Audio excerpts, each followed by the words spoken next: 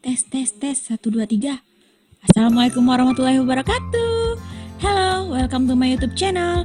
Shh, sebelum kalian simak videonya, jangan lupa like, subscribe, and share video ini ke media sosial yang kalian punya. Dan jangan lupa aktifin loncengnya ya. Assalamualaikum warahmatullahi wabarakatuh. Bertemu lagi di channel ini. Kali ini kita akan membahas materi tentang pH campuran asam basa, khususnya campuran antara asam kuat dan basa kuat. Yuk, ditonton terus ya videonya. Nah, kita akan belajar tentang perhitungan pH campuran asam kuat dan basa kuat. Untuk memahami perhitungan pH campuran asam kuat dan basa kuat, nah, kalian perlu mengingat kembali konsep tentang MBS atau yang biasa kita sebut dengan mula-mula, bereaksi, dan sisa. Yang dimana materi ini telah kalian pelajari pada kelas 10 di bab stoikiometri. Untuk campuran asam kuat dengan basa kuat, maka perlu direaksikan terlebih dahulu. Nah, jadi secara umum, kalau kita reaksikan asam dan basa, itu akan menghasilkan garam ditambah air. Nah, jadi secara umum, jika asam direaksikan dengan basa, itu nanti akan menghasilkan garam ditambah air. Jadi ini rumus umumnya. Nah, kita lihat contoh. Di sini ada HNO3 direaksikan dengan NaOH menjadi NaNO3 dan H2O. Nah, di sini HNO3 itu merupakan asam, lalu direaksikan dengan basa dari NaOH, dia akan menghasilkan garam dari NaNO3 dan air atau H2O. Nah, bagaimana caranya kita bisa mengetahui garamnya ini NaNO3? Itu ada caranya. Yang pertama, kalian uraikan dulu masing-masing antara asam dan basanya. Kita mulai dari asam, HNO3 itu kalau diuraikan akan menghasilkan H+ dan NO3-. Nah, di latihan sebelumnya kalian kan sudah belajar bagaimana cara menguraikan asam dan basa. Nah, sedangkan basa, NaOH, jika kita uraikan, itu nanti akan terpisah menjadi ion-ion Na+ dan OH-. Nah, garam didapat dari pertukaran antar ion asam dan basa. Nah, di sini H+, di sini kan H+ ion positif, dia awalnya berpasangan dengan NO3 yang ion negatif. Sedangkan Na+ di sini berpasangan dengan OH-. Kita tukar pasangannya. Nah, H+ ini akan berikatan dengan OH- dan membentuk air atau H2O. Jadi, H+ yang berikatan dengan OH- itu akan membentuk air. Lalu, Na+ ini direaksikan atau dipasangkan dengan NO3-. Jika muatan atau ionnya sama, ya ini kan plus dan min. Plus itu dianggap plus 1, min itu min 1, maka sama-sama seimbang, barulah dia bisa berikatan membentuk NaNO3. Seperti itu. Nah, contoh selanjutnya, ini ada reaksi antara H2SO4 ditambah KOH menjadi K2SO4 ditambah 2H2O. Nah, H2SO4 ini merupakan asam kuat, sedangkan KOH juga basa kuat. Itu kalian bisa tahu dari list atau tabel yang udah kalian cari pada latihan sebelumnya kan. Nah, H2SO4 ini seperti yang saya jelaskan tadi sebelum kita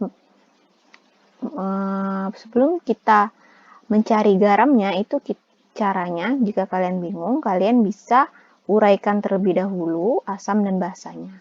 H2SO4 jika diuraikan itu terdiri dari 2H+ dan SO4 2-. 2H+, kenapa ya di sini H+-nya 2? Karena di sini ion hidrogennya berjumlah 2. Nah, SO4 dia bermuatan 2-. Karena di sini 2 dikali plus 1 itu menjadi 2+, dan supaya seimbang dalam satu senyawa ini, jumlah total muatannya sama dengan 0. Jadi 2+ ditambah 2- sama dengan 0, maka dia akan seimbang.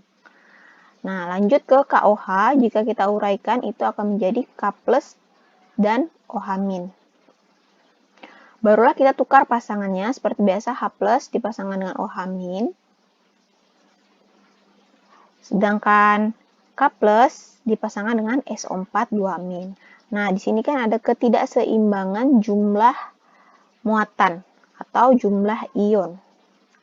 Di sini kan tadi H+-nya ada 2, artinya kita kalikan muatannya, 2 dikali +1, maka H+ ini memiliki muatan +2. Sedangkan OH-nya hanya ada -1. Nah, supaya dia seimbang, maka OH-nya kita beri koefisien 2 di depannya. Maka 2H+, 2 dikali +1 itu kan +2. Ditambah dengan 2 dikali -1, -2. +2 ditambah -2, maka total muatannya 0. Ketika total muatannya 0, barulah ia bisa membentuk H2O. Nah, karena dia punya koefisien 2 di depannya, maka H2O-nya juga punya koefisien 2 di depannya. Seperti itu. Begitu juga dengan K+ dan SO4 2-. Nah, di sini muatannya tidak seimbang. K ini punya muatan +1, sedangkan SO4 punya 2-. Supaya dia seimbang dan nanti ketika dijumlahkan hasil muatannya itu sama dengan 0, maka K+-nya kita beri koefisien 2. 2 dikali +1 itu sama dengan +2, lalu ditambah dengan 2-, +2 ditambah 2-, atau +2 ditambah -2, itu hasilnya kan sama dengan 0. Nah, karena K-nya ini ada 2, maka ketika digabungkan dia akan membentuk K2SO4. Seperti itu. Berarti K2SO4 ini adalah garamnya, sedangkan ini air. Jangan lupa airnya itu dikasih koefisien 2 di depannya, karena ada penyetaraan tadi. Nah, ini namanya penyetaraan reaksi ya.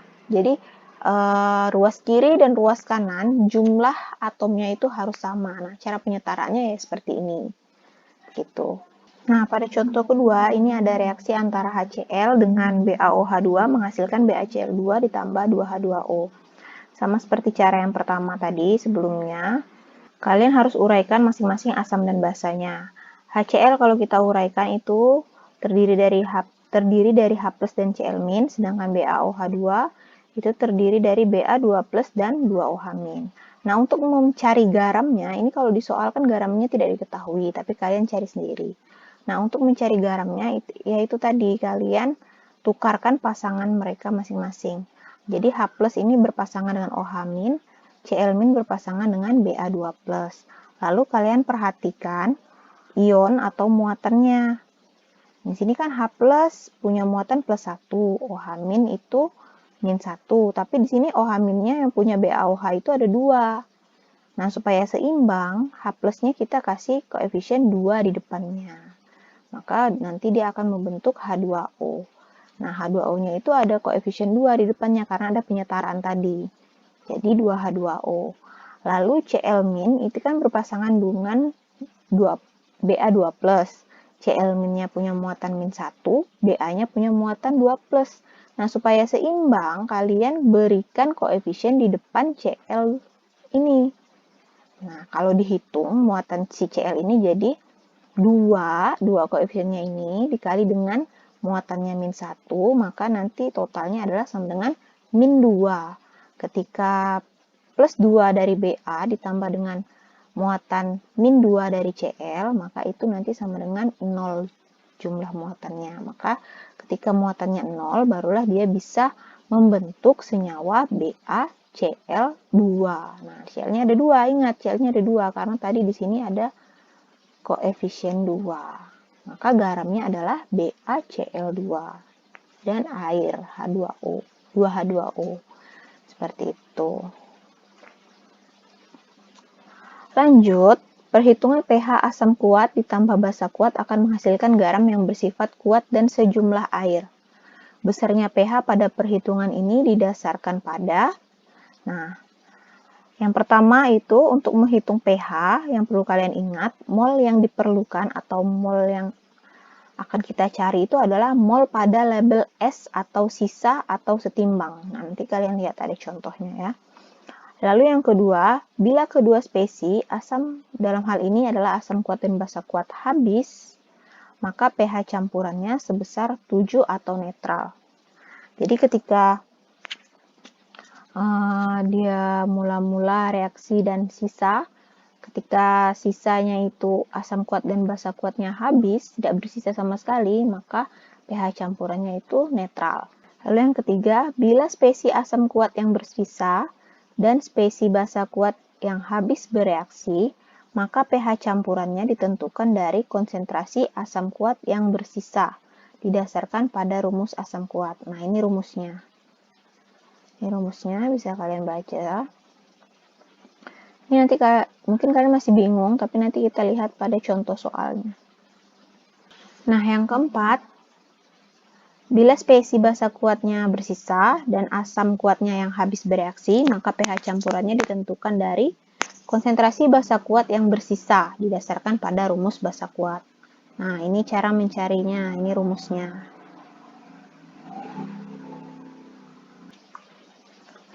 Lanjut kita masuk ke contoh yang pertama. Nah, ini contoh soal pertama. Jika 50 ml larutan H2SO4 0,1 molar dan 100 ml larutan KOH 0,1 molar dicampurkan ke dalam sebuah wadah. Hasil reaksi menunjukkan bahwa terbentuk suatu garam dan air.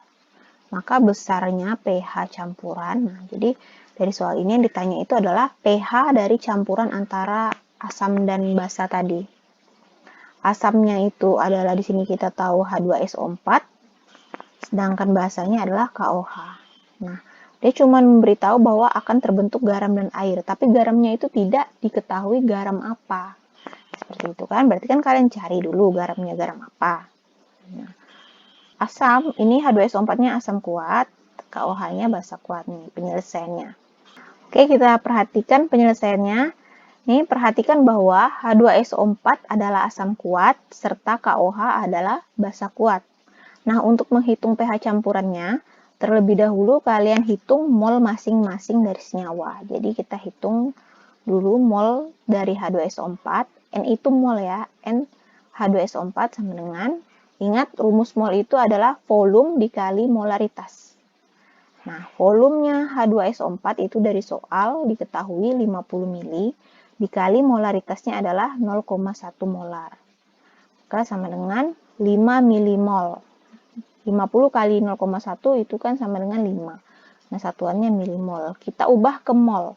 Dari milimol ke mol itu dibagi 1000, maka hasilnya 5 dikali 10 pangkat negatif 3 mol. Harusnya kan 0,000 0,005 seharusnya hasilnya. Nah, tapi kita jadikan perpangkatan di sini. 5 dikali 10 pangkat negatif 3 mol. Nah, selanjutnya kita cari mol KOH.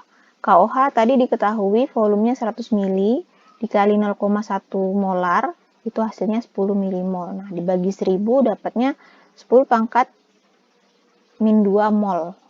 Nah, langkah selanjutnya, reaksikan kedua spesi atau kedua senyawa. Untuk tujuannya apa? Untuk mencari garamnya. Nah, kita reaksikan H2SO4 tambah 2 KOH, itu ternyata nanti garamnya akan menghasilkan K2SO4 dan 2H2O, seperti yang udah kita bahas di awal.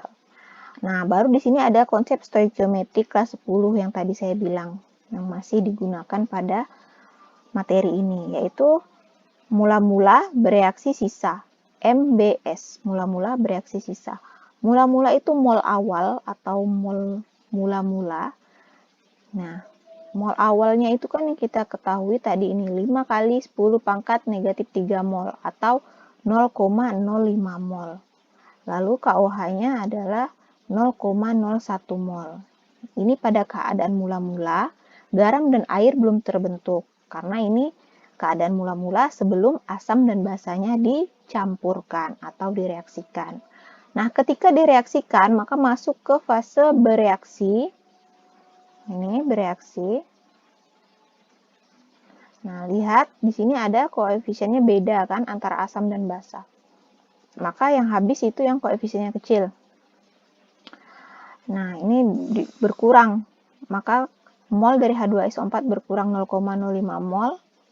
KOH berkurang 0,01 mol. Kenapa 0,01 mol? Karena tadi ini koefisiennya 2. Kalau 0,005 dikali 2 kan hasilnya 0,01. Seperti itu. Nah, K2SO4. Berapa K2SO4 yang terbentuk? Kalian patokan terhadap koefisiennya. Nih, H2SO4 koefisiennya 1. Kalau koefisiennya 1, yaitu 0,05 mol. Berarti di sini 0,05 mol. Lalu H2O koefisiennya 2, berarti 0,01 mol. Seperti itu. Nah, ketika di akhir setelah bereaksi, ternyata ini kan kita kurangi. Kalian jangan salfok sama tanda negatif dan positif di sini. Ini artinya berkurang dan bertambah. Kalau bereaksi itu kan reaktannya berkurang, sedangkan produknya terbentuk, sehingga produknya bertambah. Nah, reaktannya berkurang 0,05 mol, KOH-nya kan juga reaktan, berkurang 0,01 mol. Nah, sedangkan produknya bertambah karena dia mulai terbentuk. 0,05 mol dan 0,01 mol. Nah, lalu sisa atau setimbang kita kurangi. Ini 0,05 dikurang 0,05 habis. Yang ini habis. Lalu yang ini kita turunkan. Nah, yang tersisa adalah garam bersifat kuat dan air. Sementara spesies H2SO4 dan KOH habis bereaksi. Seperti tadi konsep yang awal. Kalau asam dan basanya sama-sama habis bereaksi ketika di fase sisa atau setimbang, maka bisa dikatakan pH larutannya sebesar 7. Jadi kalian tidak perlu cari lagi. Sudah dipastikan kalau asam dan basanya habis bereaksi pada keadaan setimbang ini. Ingat ya, yang kalian lihat di akhir ini, fase S, setimbang atau sisa.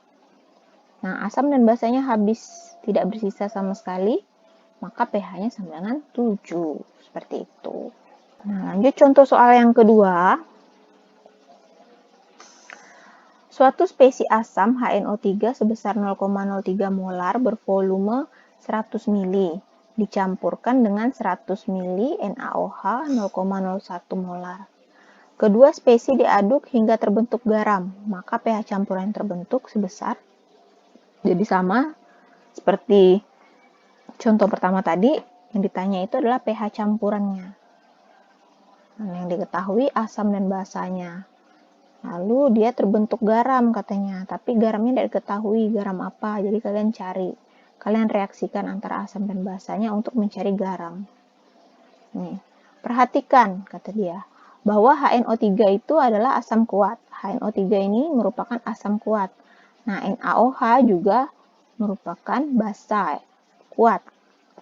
Untuk menghitung pH campurannya, sama seperti tadi, kalian hitung dulu mol masing-masing senyawa. Nah, mol HNO3 itu berarti volume dikali molaritas. Volumenya 100 ml, molaritasnya 0,03 molar. Nah, didapatlah 3 milimol. Kalau kita konversikan ke mol, jadi 3 kali 10 pangkat min 3 mol. Lalu mol NaOH 100 ml dikali 0,01 molar, dapatnya 1 milimol, dikonversikan ke mol jadi 10 pangkat negatif 3. Nah, setelah itu reaksikan kedua spesies. Nah, HNO3 ditambah NaOH itu akan menghasilkan NaNO3 dan H2O. Ini udah kita bahas di contoh awal tadi. Lalu kalian buat mula-mula bereaksi sisa. Mula-mula ini pakai mol yang udah kalian cari tadi. 3 kali 10 pangkat min 3 itu sama dengan 0,003 mol. Lalu di sini NaOH 0,01 mol. Nah, pada keadaan awal garamnya belum terbentuk. Setelah dicampur, maka dia akan bereaksi. Bereaksinya berapa mol? Nah, di sini kan tadi asamnya itu 0,03, NaOH-nya 0,01. Ini namanya reaksi pembatas. Kalian lihat mol yang lebih kecil, maka mol tersebut yang akan menjadi reaksi pembatas dengan syarat koefisiennya sama. Ini kan koefisien antara asam dan basanya sama, sama-sama 1. Kalau 1 itu koefisien tidak ditulis ya, jadi kan di sini tidak ada angka di depannya. Itu artinya koefisiennya 1. Sama-sama 1, maka reaksi pembatasnya adalah lihat yang molnya kecil. Mol yang lebih kecil itu mol NaOH, maka NaOH yang menjadi reaksi pembatas. Tapi nanti kalau di soal lain, mol yang lebih kecil adalah mol yang asamnya, berarti mol asam yang menjadi reaksi pembatas. Jadi kalian bisa bandingkan molnya seperti itu. Nah, ini dikurangi 0,01 mol, ini juga 0,01 mol, sama ya. Tidak kayak soal yang pertama tadi, ini molnya sama karena koefisiennya sama. Kalau soal yang pertama tadi kan koefisiennya beda. Nah, lalu NaNO3 juga koefisiennya sama, 1. Maka molnya juga sama, 0,01 mol. Begitu juga dengan H2O. Nah, di fase akhir setimbang atau sisa di sini kalian kurangkan, ini hasilnya 0,02 mol, NaOH-nya habis, NaNO3-nya sisa 0,01 mol,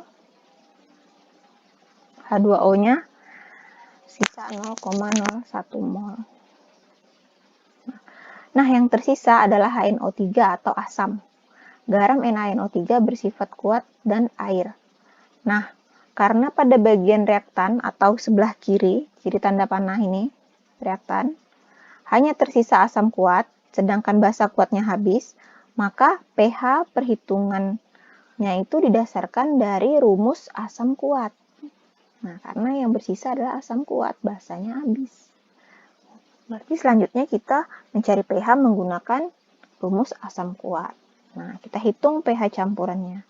Nih, HNO3 kalau kalian uraikan, kan menjadi H plus ditambah NO3 min. H plusnya ini koefisiennya hanya 1. Warna merah adalah valensi asam. Nah, koefisien H plus itu sama dengan valensi asam. Lalu kalian cari mol asam atau molaritas campuran reaksi. Mol sisa asam yang ini. Molaritasnya sama dengan 0,02 mol per 0,1 liter ditambah 0,1 liter. 0,02 mol didapat dari ini, mol sisa asam tadi. Lalu 0,1 liter ditambah 0,1 liter itu adalah volume total. Awalnya kan volumenya itu volume si HNO3-nya 100 ml, volume NaOH-nya 100 ml. Maka ini kalian jadikan liter, dapatnya 0,1 liter ditambah 0,1 liter. Sama dengan 0,2 liter. Baru kalian operasikan, kalian hitung, dapatnya 0,01 molar. Nah, setelah dapat 0,01 molar, baru kalian cari konsentrasi H+.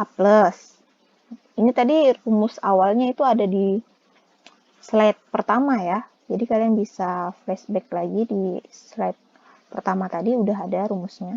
Jadi konsentrasi H+ sama dengan molaritas campuran reaksi dikali valensi asam. Nah, 0,01 molar, molaritasnya kan 0,01, valensi asamnya ini 1. Maka dapatnya 0,01 kali 1, hasilnya 0,01. Lalu dijadikan perpangkatan, maka sama dengan 10 pangkat negatif 2. Nah, pH ingat rumus pH itu kan min log H+, maka min log 10 pangkat negatif 2. pH-nya sama dengan 2. Kalau kalian lupa cara menentukan pH, nah kalian bisa lihat video sebelumnya. Video yang ada di bawah video ini ya. Contoh selanjutnya, contoh soal nomor 3. Nah, tabung kimia A berisi larutan BaOH2 dengan molaritas 0,03 molar bervolume 20 liter. Sedangkan tabung kimia B berisi 20 liter larutan asam klorida 0,04 molar. Lalu tabung A dan tabung B dituangkan bersama-sama ke dalam sebuah wadah. Reaksi berlangsung dengan pH campuran sebesar. Nah, ini sama kayak soal yang awal ya, ditanyakan itu pH. Kita lihat bagaimana penyelesaiannya. Perhatikan bahwa HCl atau asam klorida adalah asam kuat dan BaOH itu adalah basa kuat. Untuk menghitung pH campurannya, sama seperti tadi, hitung lagi mol masing-masing senyawa. Nah, mol HCl 20 liter dikali 0,04 molar. Ini kan, 20 liter dikali 0,04 molar, itu hasilnya 0,8 mol. Tidak perlu kalian konversikan lagi, karena ini udah dalam satuan mol. Karena volume yang dipakai dari awal udah satuan liter. BaOH-nya juga sama, dapat 0,6 mol. Setelah itu reaksikan kedua senyawanya. Nah, ini reaksinya sama seperti contoh tadi ya. Baru kalian cari mula-mula bereaksi dan sisa atau setimbang. S itu bisa sisa, bisa setimbang ya. Kalian masukkan mol awalnya 0,8 untuk HCl dan 0,6 untuk BaOH2, sedangkan produk-produknya belum terbentuk. Nah, kalian lihat. Nah, di sini kan HCl sama BaOH itu beda ya koefisiennya. Nah, ini kalian bandingkan. Bagi perbandingan koefisien. Dapat reaksi pembatasnya adalah HCl 0,08 mol. Reaksi pembatasnya adalah HCl 0,08 mol. Terus di sini BaOH-nya 0,4. Kenapa BaOH2-nya itu reaksinya 0,4 saja, bukan 0,8? Karena lihat, di sini HCl koefisiennya 2, BaOH2 itu koefisiennya 1, maka mol yang bereaksi kan setengahnya. Ya kan? Setengahnya. Jadi 0,8 dibagi 2, 0,4. Di sini juga 0,4 karena koefisiennya 1. Nah, ini maaf, ini ada kesalahan pengetikan karena H2O ini koefisiennya 2, harusnya di sini juga 0,8 mol harusnya. Nah, ini karena ada salah pengetikan ya. Jadi nanti pas kalian catat, tolong kalian revisi. Ini harusnya 0,8 mol. Nah, yang tersisa adalah BaOH2. Nih, garam bersifat kuat dan air. Pada reaktan kanan hanya basa. Pada reaktan dalam kurung harusnya sebelah kiri. Nah, pada reaktan hanya bersisa basa kuat. BaOH2-nya saja yang bersisa, sedangkan asamnya habis. Jadi untuk menghitung pH-nya kalian pakai rumus basa kuat. Nah, cari pH-nya, kalian uraikan dulu basa kuatnya tadi. Basa kuatnya kan BaOH2. Kalian uraikan, itu akan menjadi Ba2 plus ditambah 2OH-. Nah, ternyata basanya ini, OH-nya ini punya koefisien 2. Maka valensi basanya sama dengan 2. Setelah itu, cari molaritas campuran reaksi. Molnya, mol sisanya tadi 0,2 per volume total. Volume total berarti 20 liter tambah 20 liter. Didapatlah 0,005 molar. Nah, baru setelah itu kalian cari konsentrasi OH-. Karena dia basa kan, jadi kita carinya konsentrasi OH- sama dengan molaritas campuran reaksi dikali valensi basa. Nah, ini kalian masukkan, hasilnya dapat 10 pangkat negatif 2. Dari OH-, dari konsentrasi OH- itu tidak bisa langsung ke pH, jadi cari pOH dulu. Ingat, pOH itu rumusnya min log OH-. Min log OH- dapatnya 2, pOH-nya, lalu pH itu kan rumusnya 14 dikurang pOH. 14 dikurang 2 hasilnya 12. Ya, sekian penjelasan dari saya. Saya harap penjelasan dari saya bisa membantu kalian dalam pembelajaran daring ini di rumah. Jika ada yang tidak kalian pahami atau masih bingung, kalian bisa komen di bawah. Dan jangan lupa like dan subscribe channel ini ya. Oke, sampai bertemu di materi selanjutnya. Terima kasih. Assalamualaikum warahmatullahi wabarakatuh.